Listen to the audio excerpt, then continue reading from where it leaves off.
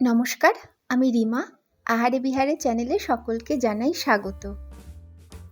আজ আমি তোমাদের জন্য একেবারেই ঘরোয়া নিরামিষ একটি রেসিপি নিয়ে এসেছি, যা তোমরা এমনি দিনেও নিরামিষ পদ হিসাবে ভাতের সঙ্গে ইজিলি রাখতেই পারো। আবার প্রয়োজনে ভেজ রাইস বা রুটির সাথেও খেতে পারো। তোমরা এই রেসিপি কিন্তু বাড়িতে করেই থাকো। আজ আমি তোমাদের সঙ্গে শেয়ার করতে চলেছি নিরামিষ ফুলকপি আলুর রসা। আমি কিভাবে বানাই চলো দেখে নেওয়া যাক আমার আজকের ভিডিওটিতে। রেসিপিটি বানানোর জন্য নিয়ে নিয়েছি একটা মিডিয়াম সাইজের ফুলকপি। যেরকম ফুলকপির তরকারি বা ডালনার ক্ষেত্রে কেটে থাকি সেইভাবেই কেটে নেওয়া আছে। রয়েছে 4টে মিডিয়াম সাইজের আলু, যা ডুমো করে কেটে নিয়েছি। ফুলকপি আলু খুব ভালোভাবে এখানে ধুয়ে নেওয়া আছে। নিরামিষ এই রেসিপিটির জন্য একটা মশলা প্রথমে রেডি করে নিয়ে নিয়েছি গ্রাইন্ডার। দিয়ে দিচ্ছি এর মধ্যে একটা বড় সাইজের টুকরো করা টমেটো, দিচ্ছি 1.5 ইঞ্চির মতন আদার টুকরো, 5টা গোটা শুকনো লঙ্কা দিলাম, ঝালটা তোমাদের স্বাদে দিও। 1 চা চামচ দিচ্ছি গোটা ধনে, গোটা জিরাও দিচ্ছি 1 চা চামচ, সামান্য জল দিচ্ছি। একটা মিহি পেস্ট তৈরি হয়ে গেল। এবার গ্যাসের সামনে যাওয়া যাক। ওভেনে কড়াই বসিয়ে দিয়েছি। দিয়ে দিচ্ছি পরিমাণ মতন সর্ষের তেল। আজ আমি ফুলকপি ভাপিয়ে করছি না, ডিরেক্ট তেলেই করব। ফুলকপিতে তেল ভীষণ টেনে নেয়, যাতে বেশি তেল না টানতে পারে তার জন্য দিয়ে দিচ্ছি 1 চিমটে লবণ।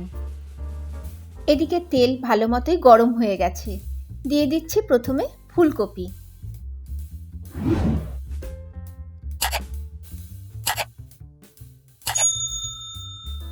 আঁচ মিডিয়ামে রেখে সামান্য লালচে করে কপিগুলো ভেজে নেব।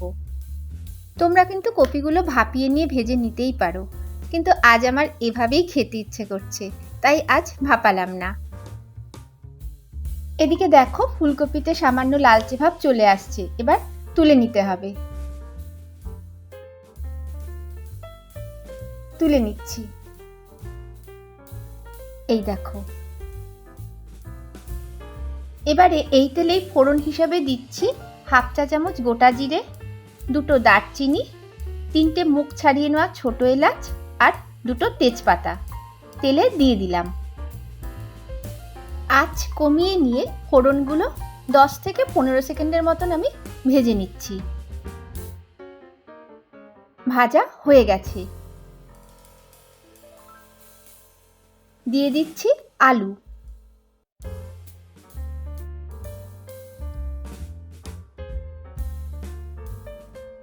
আলুগুলো সামান্য লালচে করে ভেজে নিচ্ছি। আমার ফুলকপির তরকারির আলু খেতে না দারুণ লাগে।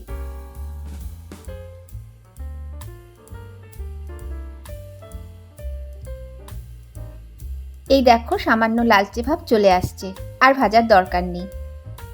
এবার কড়াইতে আলুগুলোর মাঝখানে একটা গ্যাপ করে কড়াইয়ের তেলের মধ্যে দিয়ে দিচ্ছি পেস্ট করা মশলার মিশ্রণ।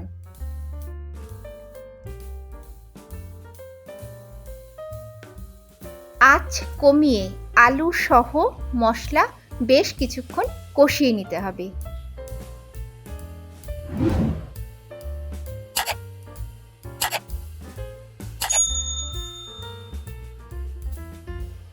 দিয়ে দিচ্ছি এর মধ্যে 1/2 চা চামচ থেকে সামান্য কম হলুদ গুঁড়ো,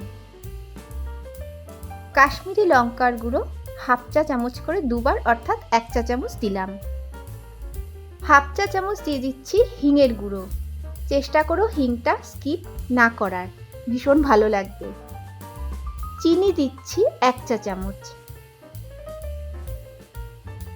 এবার সবটা একসাথে খুব ভালো করে মিশিয়ে নিতে হবে। তোমরা ইচ্ছে হলে বা হাতের সামনে যদি টক দই থাকে একটু দিতে পারো, প্রয়োজনে একটু কড়াইশুঁটিও দিও। আমার কাছে দুটোই এই মুহূর্তে হাতের কাছে নেই, তাই আমি স্কিপ করলাম।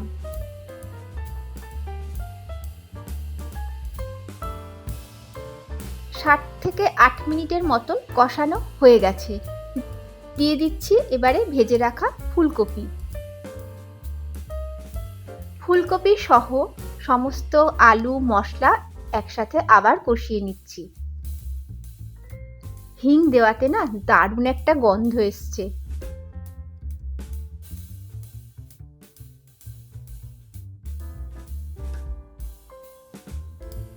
প্রায় 1.5 মিনিটের মতন আমি কষিয়ে নিলাম। দিয়ে দিচ্ছি এবারে গরম জল। যে যেরকম ঝোল রাখবে সেই বুঝেই কিন্তু জল দিও। এমনিতেই আলু ফুলকপি ভীষণভাবেই ঝোল টেনে নেয়, সেটা সবাই জানো, কাজে জল বুঝেই দিও। আমার তো দুপুরের খাবার, তাই একটু ঝোল রাখতেই হবে। জল দিয়ে সবটা একসাথে ভালোভাবে মিশিয়ে নিচ্ছি।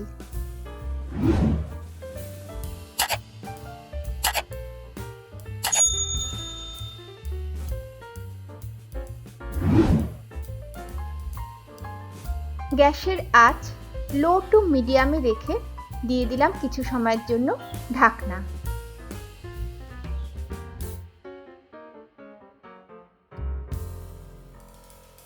প্রায় 12 মিনিট বাদে আমি ঢাকনাটা খুলছি।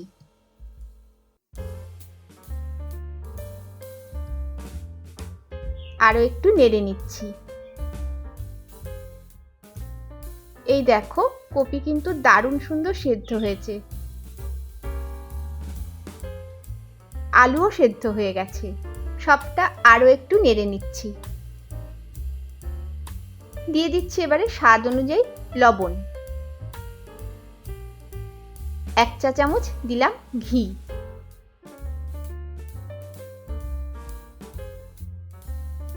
গরম মশলার গুঁড়ো দিচ্ছি 1/2 চা চামচ থেকে সামান্য বেশি।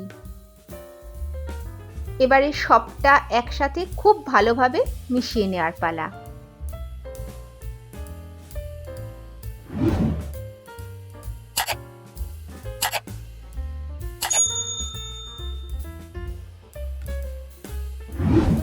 মেশানো কমপ্লিট। দিচ্ছি একটা সুন্দর গন্ধের জন্য 3টে কাঁচা লঙ্কা। একটা চিড়ে দিচ্ছি, বাকি দুটো আস্ত দিলাম। নিরামিষ রান্না কিন্তু বেশি ঝাল ভালো লাগে না, তাই না? আরও একটু সবটা একসাথে ভালোভাবে নেড়ে নিচ্ছি। ব্যাস, রান্না কমপ্লিট। গ্যাসও বন্ধ করলাম। একটা সার্ভিং বোলে সার্ভ করে নিয়েছি। ভাতের সাথে খাওয়ার ব্যাপার আছে, কাজেই দেখতেই পাচ্ছ একটু ঝোল রেখেছি, সেটা আগেই বলেছি, এটাই টেনে যাবে। তাহলে বন্ধুরা, কেমন লাগলো আমার আজকের রেসিপি নিরামিষ ফুলকপি আলুর রসা? প্লিজ কমেন্ট করে জানিও। যদি ভালো লাগে এভাবে একবার করে দেখতে পারো। আমার চ্যানেল বা ভিডিও যদি তোমাদের ভালো লাগে আর যদি মনে করো সঙ্গে থেকে ভিডিও দেখবে, তাহলে সাবস্ক্রাইব করে পাশে থাকতে পারো। কোনো রেসিপি যদি ভালো লাগে, ইচ্ছে হলে বন্ধুদের সাথে শেয়ারও করতে পারো। সকলকে অসংখ্য ধন্যবাদ আর শুভেচ্ছা ভালোবাসা জানিয়ে আজকের মতো ভিডিও তাহলে এখানেই শেষ করছি। যে যেখানেই থাকো খুব ভালো থেকো। নমস্কার।